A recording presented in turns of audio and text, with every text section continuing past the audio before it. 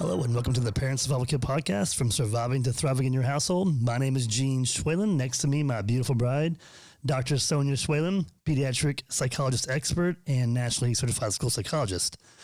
Today, we're going to talk about a topic that is very dear to myself and Dr. Schwalen. It's something that we really are very intentional about in our own personal marriage. So we're going to kind of get a little bit personal in some areas today.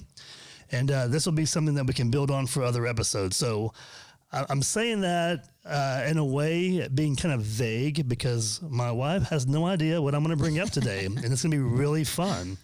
So even before we got here, I asked her if she knew what a certain word meant. And then she started Googling it. And I'm yelling at her, don't Google that if you don't know what it means, because I don't want you to know what it means. So the word is conjugal. We'll talk about that here in a little bit as well.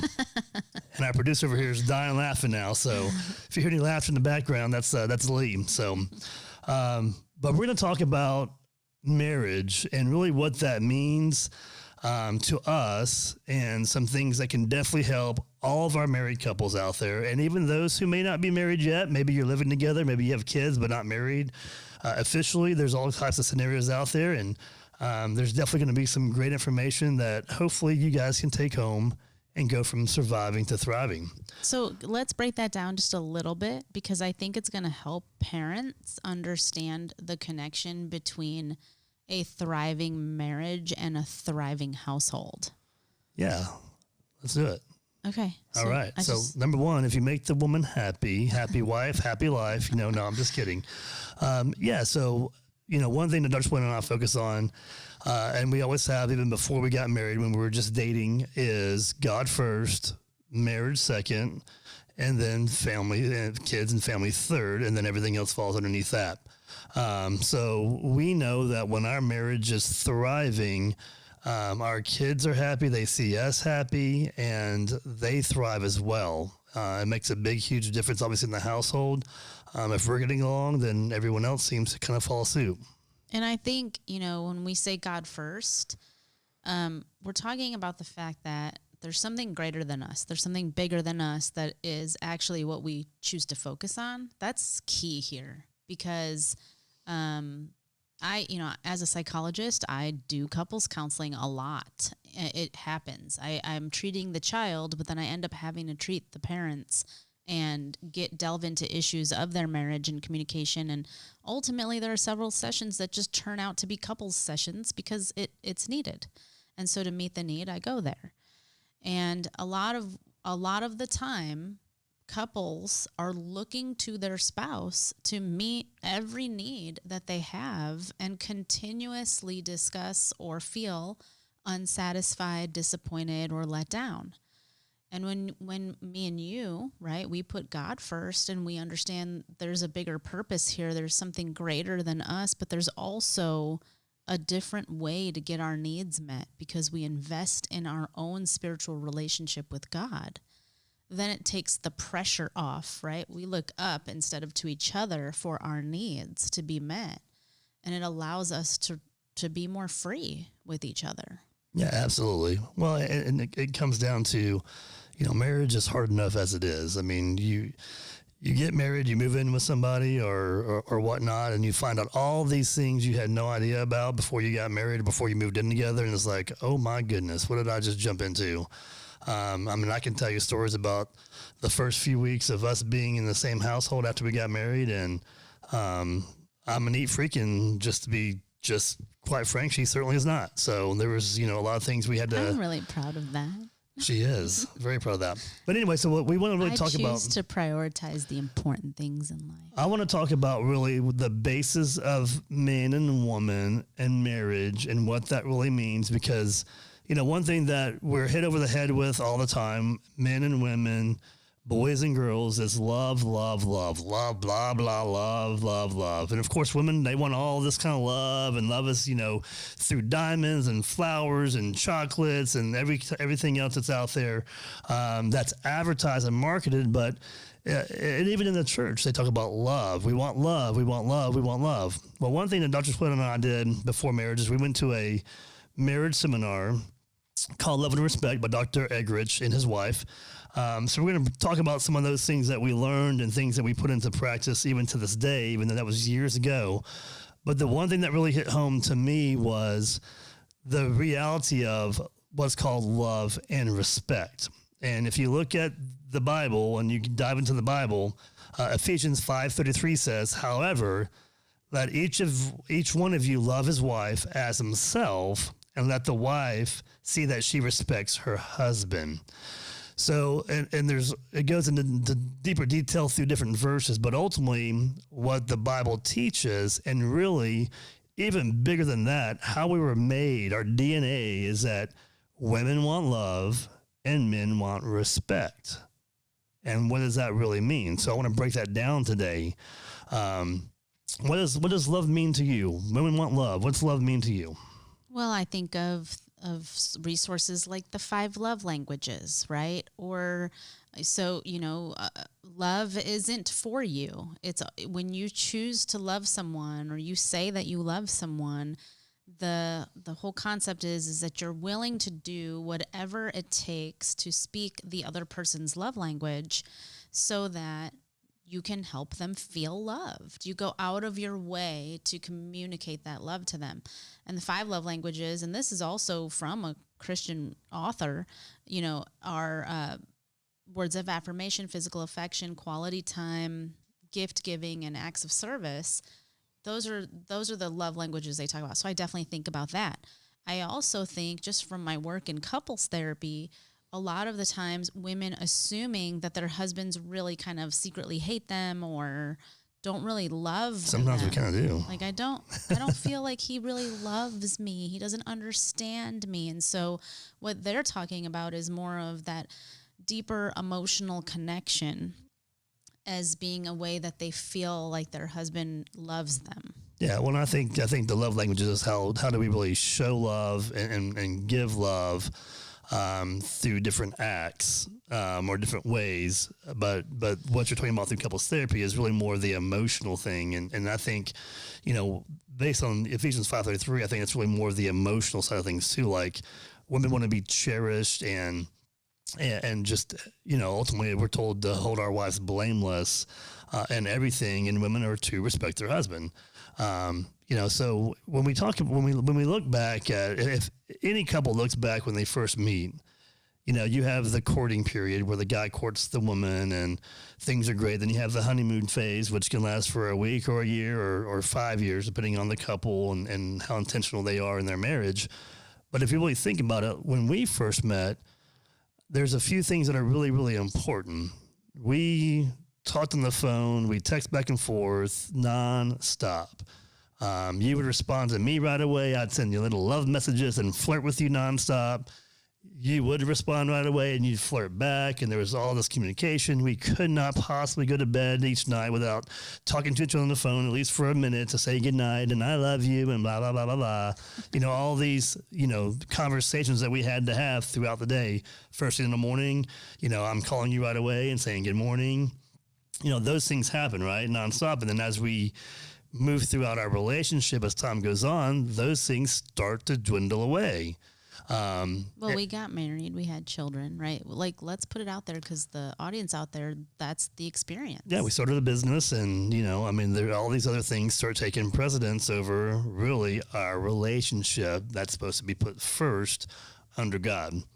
And so when I talk about, when we talk about respect here also, I think what a lot of women miss, because they just don't know. I mean, like I said, even as kids, as we go through church, those who are in church, we're taught love, love, love. Men ultimately, if you really look at the spiritual side of things, men ultimately just really do want respect. I want to be respected. I want to be held high. A man, if you look at a man would go to war for his wife, for his family. A man would put his life down. Men will do things that women may not necessarily do in a certain sense. That's just how we're the hunter. Men want to be respected because they are the head of the household. They are the strong. They are the ones, the protector and whatnot. So I'm going to jump in here because I think for women, that's really hard for them to hear. Okay. most women, when they hear that, they shut down. It's like, bye, I'm signing off on this, like whatever. So before you turn us off, let me just go the softer route here. Or the way that I explain it, like in couples therapy, right? So if I say to a couple, let's talk about love and respect, most women can very easily identify what makes them feel loved. It's really actually quite interesting that it happens over and over again with couples that I see. They know what doesn't make them feel loved, and they know what does make them feel loved, okay? And then if I ask a woman, well, what makes your husband feel loved? They don't really know how to answer that question. It's really interesting. And so I'll say, well, let's not think about it like that then. Let's talk about, how do you speak your husband's language? What if we moved it away from love language and spoke respect language? And automatically I get light bulbs going off. It's like, yeah, my husband does say a lot that he doesn't think I respect him, or he just wants a little bit more respect around here, or the kids don't make him feel respected. And when I talk to kids about it, like in their brother-sister relationship or even in the parent-child relationship, I'll say, what does your dad usually say that he wants to see more of as a sign of respect? And the light bulbs go off. They know exactly what to tell me because it makes them think about those moments when dad uses the word respect. Now, usually when dads are using the word respect, and they're showing up for couples therapy, right? We're already in a tense situation. Dads are typically using the respect, or even the word respect, or husbands are using the word respect as a more like negative meaning. No one respects me, or I just need to get a little bit of respect around here, or whatever. So when I introduce this, I say, what's your love language? And to the wife, I'll say, what's your respect language? And I'll say the same to dad. What's your love language? Dig deep. I want you to really figure that out. But what's your respect language? And men will say things that you would never imagine. You know, I just want dinner to be cooked. That helps me feel respected when I get home from work. Or I want the house to look a little bit tidy before I get home, because that's just what helps me feel respected, because I'm providing and I want them to take care of the things in the home and all the things that I'm providing for them, whatever it is. But it's really, really interesting to break it down like that. It's more, I've noticed the wife is more willing to accept it. Well, you have a language. Why can't he have a language?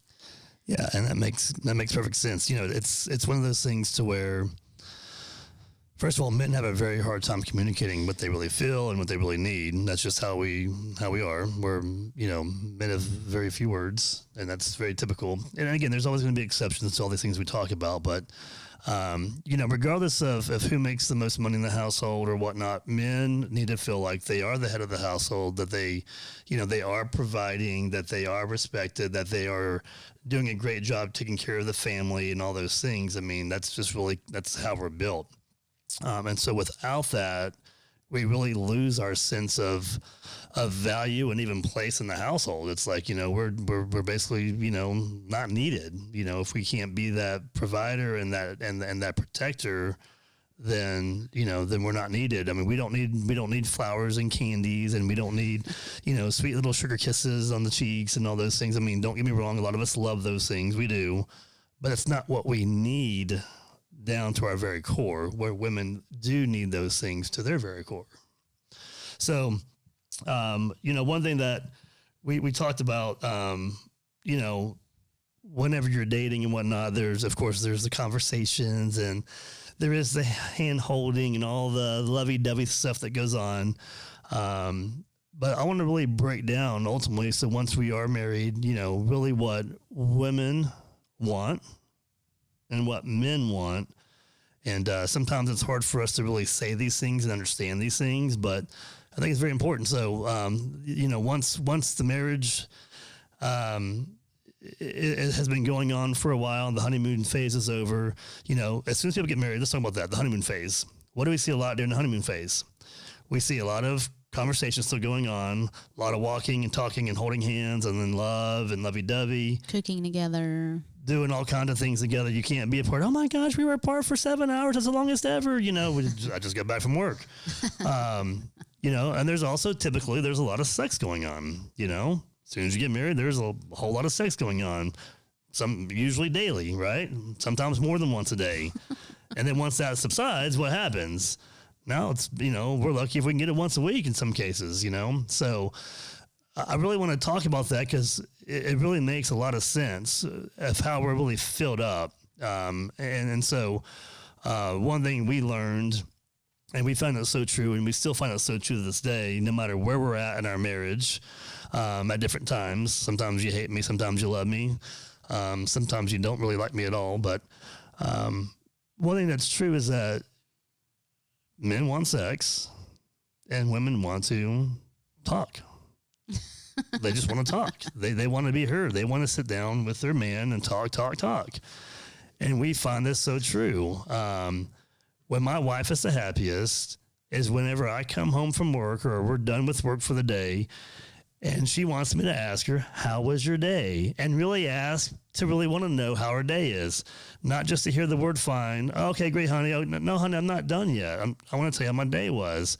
Sit down because you got about 35, 45 minutes of some good ear conversation and let her talk. That's what women want, right? I mean, yeah, in a very simplistic, right. way.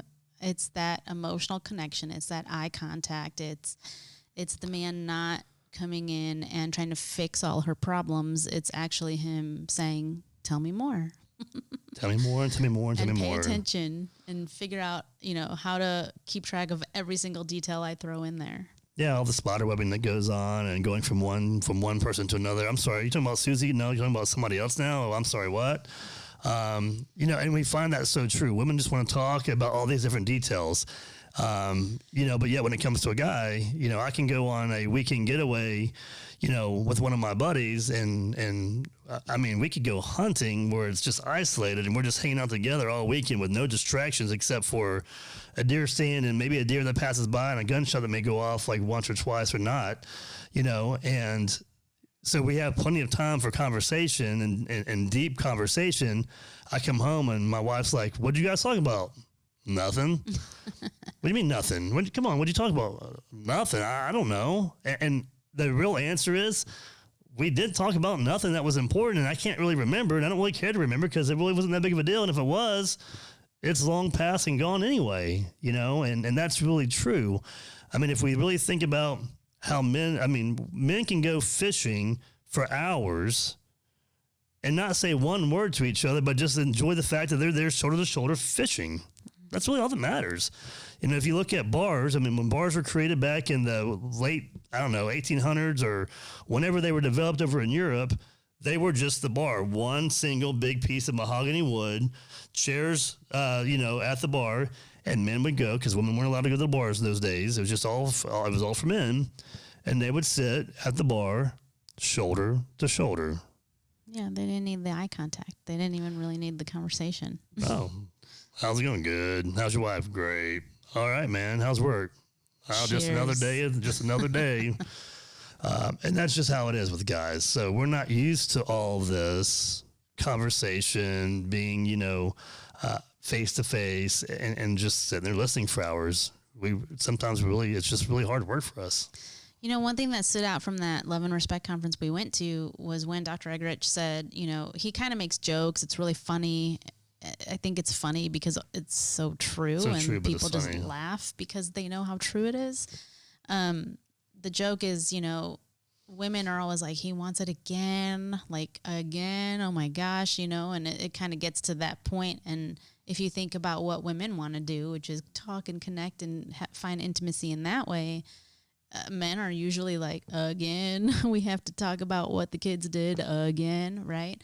But every day's a new day. And of course, we want to process all of it. Absolutely. And if you think about it, men would be happy with getting it every day again. But women want to talk every day again. Right. So there's that give and take balance, And the problem that we have is we're always trying to fit so many things in. Life gets hectic. We're way too busy. But yet, if you go back and think about it, before we got married and all this craziness happened, we weren't too busy for all those things. Even though we were really busy people, right? Even though we were really busy people. We still made time for each other. Yeah. I mean, the kids were still there. I mean, we're a blended family, so I still had kids. I was coaching and doing a whole lot of other things, and we still made time, which can happen to this day, right? So it Right. just comes down to really just being intentional in our marriage. The one thing I wanted to talk about is something that we also learned, like through another conference. We've learned a lot through these marriage conferences, which has really helped us in our marriage and staying strong and just being very intentional, forgiving one another, as God forgave us. But there's one thing also. Let's see here. I really enjoy this verse, and I think everyone's going to really enjoy it too, as much as me, right? So it's 1 Corinthians 7:5. It says, "Do not deprive one another, except perhaps by agreement for a limited time, that you devote yourselves to prayer, but then come together again, so that Satan may not tempt you because of your lack of self-control." That we learned some things about that, with, women, if you're not giving, your men what they want, there's going to be the possibility, I mean, with other women catching their eye, not that they're trying to do that and whatnot, but Satan is always at work, and he's always at work in marriages more than anything, because that's the closest thing to the love that Christ had for the Father. So of course he's going to play in that playground more than anywhere else, right? So there's things that women and men both need, that husbands and wives have to be very intentional about providing each other, because women will go find it somewhere else as well, potentially, if they're not getting it at home. So we've got to be very intentional to really give each other really what each of us really want and need in different ways. Okay, so now I can add to that. So, one thing I like to really talk to couples about in relation to this is, by the time they come to me again, there's a great deal of tension. There's a lot of issues. They're in a crazy cycle. Yeah, they're in the crazy cycle, if we're going to go with that love and respect conference. So, moms, especially if they are the primary caregivers to the kids while dad's working all day, they're very, very good about meeting the needs of their children throughout the day. In fact, so much so that they put themselves last, typically is the case.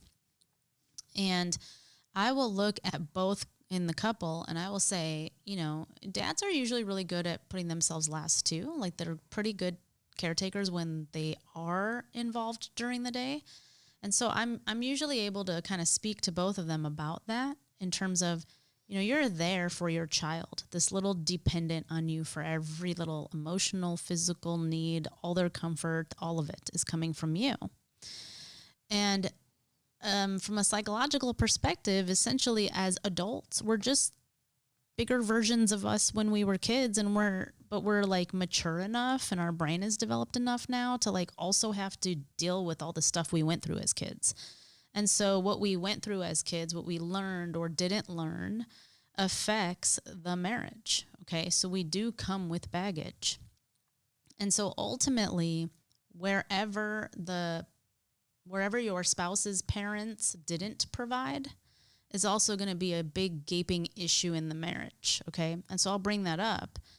And I have to talk to, a husband and wife about, the way you parent your child and you try to meet their needs. I want you to kind of see the inner child in your spouse, because now it's your job to try to meet some of those needs, or it's God's job, right? And so if you're not going to God with some of those things, or praying on them, or actively trying to work through them and heal them, it's going to spill out all over the marriage.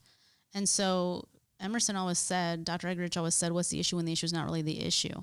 So we can fight about the messy kitchen all day long, but is this really about the kitchen, or is it your need to feel respected or to feel loved? Like, what is really happening here? To bring it back to the love and respect issue, maybe you take it out on the messy kitchen. What is it about that messy kitchen, maybe from your childhood or whatever? But to help build empathy in a couple so that they actually want to meet each other's needs. Because a lot of times they're tired. They're exhausted from the day, from the work, from the kids. They don't care. Yeah, and there may be a lot of resentment that's already developed in the marriage, and, well, I'm going to take care of him, or I'm going to love on her, or whenever, I don't get anything back. And, it comes down to, that's that crazy cycle. If someone doesn't take that initiative step, that first step, it's never going to happen. So that's when it's really that's when we succeed, because we know that we're doing right by our Father by doing what is right and what we're called to do for our spouse. Right. And that does make it a lot easier. So I mean, this podcast is all about being intentional with your children, and we're talking today about being intentional with your marriage and your spouse. Yeah, well, and I want to make sure that in the podcast that we're doing is that we're being realistic too, because if we're not healthy in our marriage, we're not going to be healthy in our, chaos with our kids at home. It's just not going to ever happen, and it's going to be that trickle down effect. I mean, we saw it when we were out a couple of weekends ago at a restaurant. We just saw the trickle down effect of parenting and whatnot, which is really disheartening. And even though that was an extreme case, we're doing the same thing if we're not being intentional in our marriage and showing our kids what marriage can really look like and how love can really prevail, and, being boyfriends and girlfriends, even through marriage. I mean, that's going to be really important for our kids to see. And so we have to be very intentional in what we do. If we want to thrive in our household, we have to thrive in our marriage first. Otherwise, kids are going to see right through it. It's all fake. It's a big... And they do see right through it. I mean, if there is tension in the marriage, it's going to come out all over the place in the parenting, co-parenting relationship. It's also going to affect the parent-child relationship. And so it's very much connected. I will tell you all the time, I hear couples say, well, yeah, we sleep in separate rooms, or we're just trying to stay together because of the kids. And so everybody's like a glorified roommate. They all have separate lives living on the same roof. But we still try to get together and have dinner, or we'll do things together on the weekends. So the kids aren't really affected. They don't really know, the extent of how bad our marriage is. And that's a bunch of just crap. I'm just going to put that out there, because kids are very intuitive. Our guest previously said something like kids haven't been corrupted by the ways of the world yet. And so they can really just pick up on instincts and feelings. And that's kind of how they read their environments. Yeah. They very much know, right? Even though no one's talking about it, that something's going on. I knew what love really was as a young kid. I knew exactly what it looked like, and it was not from my mom and dad's marriage. It was from my grandma and grandpa, and I saw how he loved, how she respected him like you wouldn't believe, and I saw how he loved her more than anything in the whole wide world, and he would do anything for her. I saw that, over and over again as a kid growing up, and I knew what love was. I was like, wow, that is amazing, man. I want to have a love like that one day. They would never leave each other's side if they couldn't help it. I could give you so many really real examples of what love and respect really looked like, and it was them 100%. And it wasn't from my own parents, which is sad. Well, and you have that model, right? There are lots of kids out there that don't have anything like that. They have nothing to look to get their... To understand what a marriage that is characterized by love and respect really looks like. And unfortunately, it's much more uncommon in today's world than it is common. Because even in, pretty good, well-functioning marriages, they're not talking about love and respect. They're not going out of their way to be intentional about that, or really understand, how to put words to it and talk to their kids about it. Yeah, well, and I mean, even through our marriage, I saw the difference it made just for you and I, just wanting to be so intentional to give each other what we needed because of how we were made, out of love, for our Father, but love for each other, and just wanting to do that. And sometimes it comes down to just making the decision, even if it's in the beginning, making the decision that, we're going to start doing this starting today. There's the one verse I wanted to mention with that word conjugal that you didn't know what it was earlier today.